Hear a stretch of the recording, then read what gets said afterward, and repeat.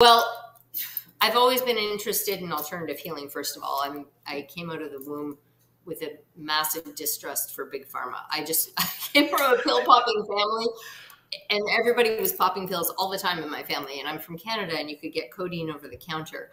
So when my mother would even try to give me things like, children's aspirin, I'd be like, no, yeah, I'm not taking that. My body will fix itself. So that's a constant. That's been a constant throughout my life.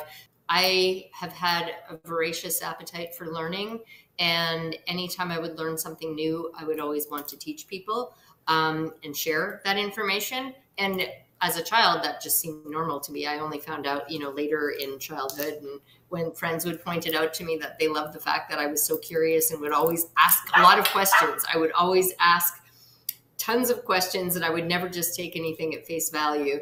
And I remember that conversation because I was very surprised. I thought, isn't everybody like that? I'm like, it was normal for me. So yeah, that's another constant. My interest specifically in the energetic aspects of color started when I was living in California.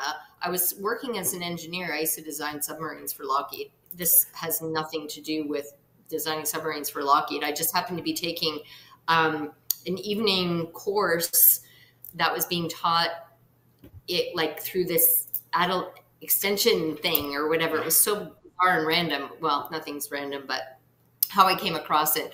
But it was all about basically using untapped aspects of the brain. So a lot of parapsychology and things like that. But one of the exercises that we did, the teachers put up all of these colored construction paper all around the room on the walls. And they just said, go stand in front of each one of those colors and see how you feel and see what comes up, if anything, and then jot it down.